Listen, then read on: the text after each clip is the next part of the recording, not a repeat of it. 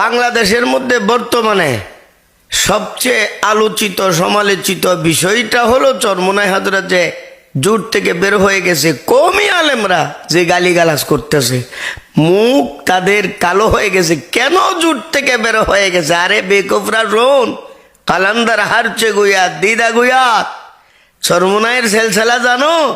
রশিদ আহমদ গঙ্গোই উনার খলিফা, কারি ইব্রাহিম উনার খলিফা, শেখ ইসহাক নবরাল্লাহ মারকাদা উনার খলিফা, ফজলুল করিম শেখ চরমোনাই উনার খলিফা, এই দুই সাহেবজাদা এরা তোমার আমার মতো শুধু উপরে উপরে যা কিছু হচ্ছে এটা দেখে না, ভিতরেও কিছু দেখে। কলন্দর হারচে গুয়াত দিদা গুয়াত আল্লাহওয়ালারা যা করে দেখা শূন্য বলে। এখন আসেন, চরমোনাই হযরত বের হয়ে গেছেন, আমি আবার দালালি করি না, উনার দলের আমি কেহ না, দালালিও করি না। কেন বের হয়ে গেছেন? আপনারা বলতেছেন তারে আসন 100 দেওয়ার কথা, 100 দিলে আমি কই 100 না 250 150 যদি দাও, তোমাদের যে আগের কথার সাথে যদি মিল না থাকে উনি থাকবেন না। আসন টাসন এটা কোনো বিষয় না, পরিষ্কার শুনো। পরিষ্কার বিষয়টা হলো চরমোনাই হযরত ওনাদের একটা নিয়ম নীতি আছে যে আল্লাহর জমিনে আল্লাহর আইন প্রতিষ্ঠা করতে হবে। ঐক্য করার সময় সর্বপ্রথম এর উপর ঐক্য হয়েছিল, আল্লাহর জমিনে আল্লাহর আইন প্রতিষ্ঠা করব। এবং যাদের সাথে ঐক্য হয়েছে বিশেষ করে জামাত ইসলামী, আলহামদুলিল্লাহ অনেক বড় দল বাংলাদেশের মধ্যে। উনারা যদি কারোর সাথে নাও মিলে এককভাবে নির্বাচন করলেও ক্ষমতায় যাওয়াটার সম্ভাবনা রয়েছে। এটা তো বড় দল, মাশাআল্লাহ অনেক বিজ্ঞ বিজ্ঞ লোক তাদের মাঝে আছে। আমি তো মনে করি উনারা কারোর সাথে ঝুট না করলেই চলতো।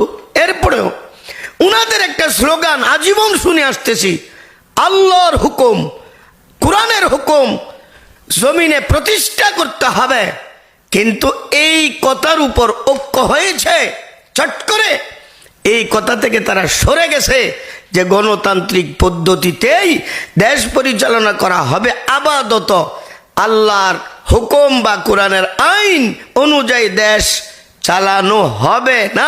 এই তো গন্ডগোল লাগে গেছে। আসল রহস্যের কারণ হলো এটা। চরমোনাই হযরত যে বারবার বিষয়টা বলার চেষ্টা করতেছে, আমরা কিন্তু শুনতে রাজি না। আমরা দেখি আরে ও কইছে আলেমরা কয়ে গেছে গা গুড়ার ডিম হইব, ছাগল 1000ও যদি আনো হইলে হাল চাষ করতে পারবে না, আর মরাটা 2টা গরু হইলে হাল চাষ করতে পারবা। ছাগল 1 কোটি হইলেও চলবে না। ইখলাস থাকতে হবে, আল্লাহর ভয় ভীতি থাকতে হবে, আত্মশুদ্ধি থাকতে হবে, তবেই আল্লাহর জমিনে আল্লাহর আইন প্রতিষ্ঠা করা সম্ভব হবে।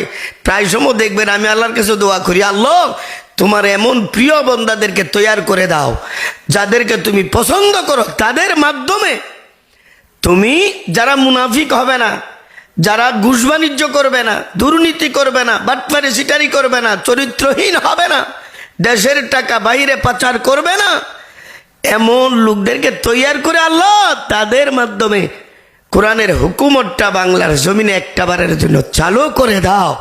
যেহেতু যে কথার উপর ঐক্য হয়েছে প্রথমেই কথার থেকে লড়ে গেছে, এখন তো ঐক্য করার প্রশ্নই আসে না। যেমন এলডিবি ঢুকছে, এরপরে এনসিপি আছে, আরো যারা যারা আছে, এরা কি মেনে নেবে আল্লাহর জমিনে আল্লাহর আইন চালু করা বা কোরআনের আইন অনুযায়ী কি করা, রাষ্ট্র পরিচালনা করা? এরা কি অত সহজে মেনে নেবে? মেনে নেবে না তো। এই হলো দ্বন্দ্ব, আর কোনো দ্বন্দ্ব না। আসন টাসন এগুলো কোনো বিষয় না। এর জন্য খামাখা না যাই না বুঝা বুজুর্গদেরকে নিয়ে মুখ খুলবেন না। শুনো, মান আদা আলী ওলিয়া ফাকাদ আযানতু বিল হারব, বুখারী শরীফ 963 পৃষ্ঠা 2য় খণ্ড। স্বয়ং আল্লাহ বলেন, আমার ওলি আল্লাহদের ব্যাপারে বুঝে শুনে কথা বলবা। যারা ওলি আল্লাহদের ব্যাপারে বদনাম ছড়াইবে, অনর্থক তাদেরকে কষ্ট দেবে, আর তারা যদি আল্লাহর দরবারে নালিশ দিয়া দেয়, আল্লাহ বলেন আমি অ্যাকশনে চলে যাব, আমি তাদের বিরুদ্ধে যুদ্ধের ঘোষণা করলাম। সুতরাং চরমোনাই হযরতের এই সিদ্ধান্ত আপনারা সবাই যদি বলেন ঠিক হয় নাই, আমি বললাম 100 ঠিক হয়েছে। কওমি মাদ্রাসার শৌকিও থাকে, এর দ্বারা কিছুটা হলো এখন অক্ষুণ্ণ রয়েছে, নতুবা ঐক্যের ডাক দেওয়ার পর ওই অর্ধেক গেছে গা। কমি মাদ্রাসার সক্রিয়তা দেখতেছেন না, বড় বড় মুনাজাররা ঢুকতেছে জামাত ইসলামের মধ্যে, মানে ঐক্যের। আমাদের ইফতার ছাত্ররা পর্যন্ত এখন আর কোনো ভেদাভেদ না। আমি বলতেছি তারা তাদের আদর্শ থেকে চুল পরিমাণ সরে নাই, সরবেও না, সরার কোনো প্রসেসও নাই, সরতে পারবে না। এই জন্য কওমি অঙ্গনের উলামায়ে কেরাম সাবধান হওয়ার দরকার। কওমি সক্রিয়তা বজায় রাখার জন্য চরমোনাই হজরতের সিদ্ধান্ত যেটা উনি নিয়েছেন, বিকল্প আর কিছু আছে বলে না আমি মনে করি না।